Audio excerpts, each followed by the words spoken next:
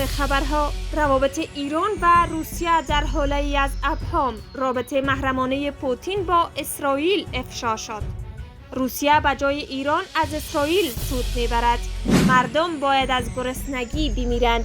روزهای تیره سوریه زیر سایه الجولانی. نان در السویدا نایاب شد. اعتراف آمریکا درباره قدرت موشکی تهران. نمیتوان توان موشکی و هسته‌ای ایران را متوقف کرد. و ترند در مورد آزمایش موشک روسیه هشدار داد. آنها با ما بازی نمی کنند و ما هم با آنها بازی نمی کنیم.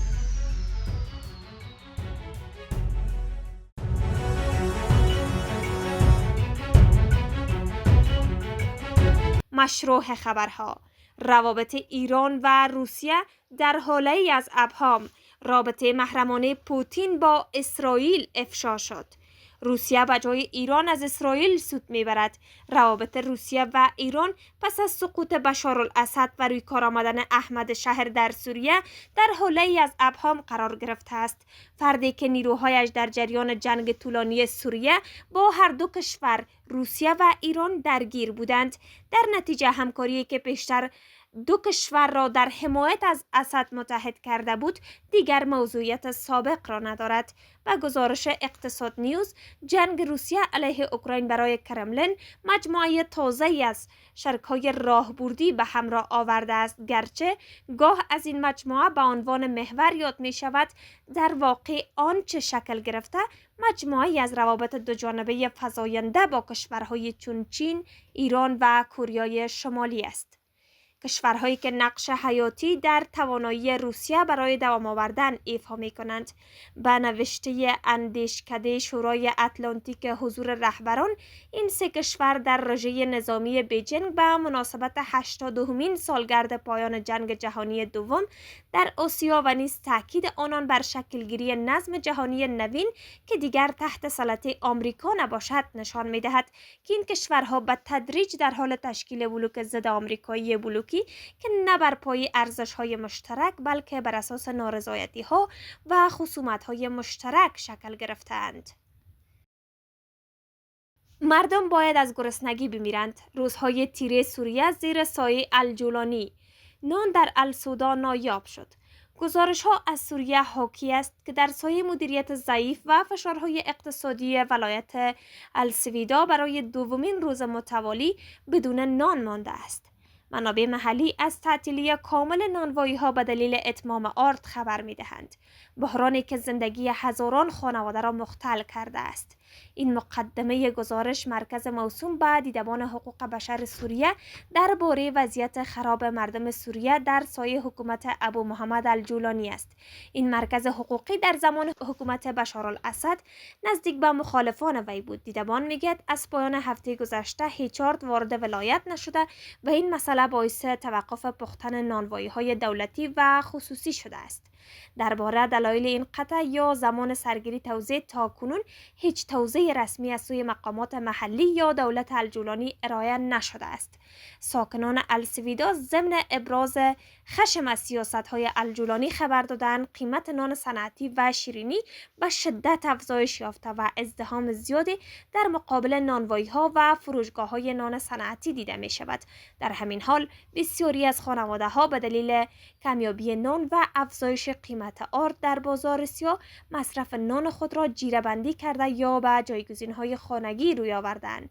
توقف توزیع آرد در شرایط سخت معیشتی ساکنان السویدا در حال رخ می‌دهد که از کمبود شدید مواد اولیه گرانی و نبود خدمات دولتی رنج می‌برند. این وضعیت و خامت اوضاع انسانی در ولایتی را که از ماه‌ها پیش شاهد تنش‌های امنیتی و اقتصادی بوده است تجدید می‌کند.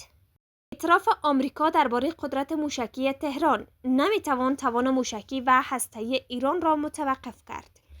ریچارد نفیو، معمار تحریم‌های هوشمند آمریکا، در گزارش تازه‌ای اعتراف کرده که مهار کامل توان هسته‌ای و موشکی ایران ممکن نیست و واشنگتن تنها میتواند آهنگ پیشرفت تهران را رها کند. با گزارش مشرق، ریچارد نفی کارشناس مؤسسه واشنگتن و نویسنده کتاب هنر تحریم ها در پیشنهاد سیاست خود به مقامات آمریکایی توضیح می دهد که دولت آمریکا با همکاری متحدین خود می تواند با دشوار ساختن مسیر ایران در جهت بازیابی توان پدافندی و تقویت توان موشکی زمان لازم را برای طراحی گزینه‌های جدید علیه ایران فراهم آورند. نفیو در طراحی خود معماری مهار غیر نظامی علیه برنامه‌های هسته‌ای و موشکی ایران را بر 3 ستون بنا کرده است: بازفعالسازی اختیارات قطعنامه‌های شورای امنیت با تمرکز بر گلوگاه‌های زنجیره‌ای، تأمین ایجاد یک هسته هماهنگی اطلاعاتی و دیپلماتیک در میان کشورهای همفکر به جای اتکاف صرف به سازوکارهای سازمان ملل، تازه‌سازی آگاهی دولت‌ها از مفاد و ظرفیت‌های حقوقی. قطعنامه‌ها برای اقدام پیشدستانه. هدف این طراحی نه متوقف کردن کامل ایران بلکه ایجاد تأخیر افزایش هزینه و دشوارسازی مسیر است تا برای گزینه‌های سخت‌تر علیه این کشور زمان کافی خریده شود. پس از بازگشت تحریم‌های سازمان ملل در پی اسنپ، یک مؤسسه واشنگتن از مدلی رونمایی می‌کند که ماهیتاً امنیتی و فنی است و بر اختلال در زنجیره تامین تکیه دارد، زنجیره‌ای که بنا به ارزیابی این اندیشکده همچنان برای برخی اقلام کلیدی کمیاب و غیر قابل جایگزین با منشأ خارجی متکی بر بازارهای جهانی است.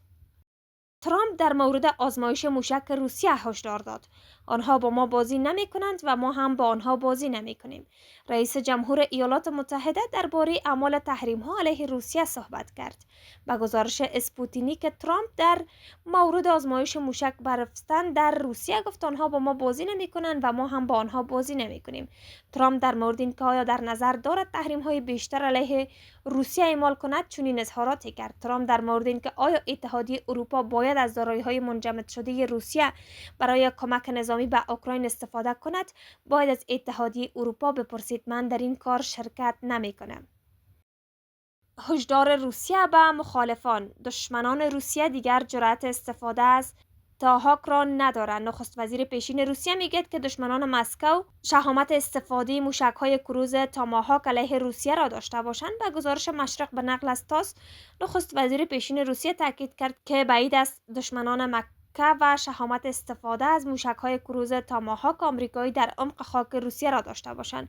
وی گفت: اطمینان دارم که تاماهاک در عمق خاک روسیه به پرواز در نخواهند آمد. با آنچه رئیس جمهور ما ولادیمیر پوتین میگوید گوش میدهیم و در پاسخ به اینکه در صورت تحویل تاماهاک به کیف آیا مسکو از موشک اورشلینگ استفاده خواهد کرد، افزود: ما حالا بورستینگ را هم داریم. پوتین پیشتر گفت که آزمایش بورستینگ با موفقیت انجام شده. به گفته وی برای تامین این سلاح برای ارتش کار زیادی مانده است، اما هدف اصلی محقق شده است.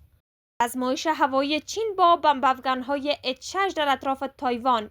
نیروی هوایی منطقه شرقی ارتش آزادی بخش خلق چین در چهارچوب تمرینات واقعی دارش تلویزیون رسمی چین چندین فرون جنگنده جیده در قالب آرایش رزمی به سمت منطقه هدف پرواز کردند و چندین فرون به هم افکندند که در آبها و آسمان اطراف جزیره تایوان رزمایش شبیه سازی نبرد را انجام دادند. یکی از اعضای هوایی حاضر در رزمایش در این باره گفت: از میان ابرها که نگاه می‌کردیم خط ساحلی تایوان به روشنی قابل مشاهده بود. با این حال در گزارشات رسمی زمان دقیق اجرای تمرین ذکر نشده. CTV چین به نقل از یکی از پرسنل هوایی فرماندهی شرق به نام یوهای نوشت: در خط مقدم نبرد نظامی ما به تکیه بر شرایط دشوار و پیچیده به طور مداوم آموزش‌های تمام عنصری نظاممندی و واقعی را تقویت می‌کنیم. توان رزمی نیروهای برای حفاظت از امنیت دریایی و هوایی و دفاع وحدت ملی با سرعت در حال افزایش است.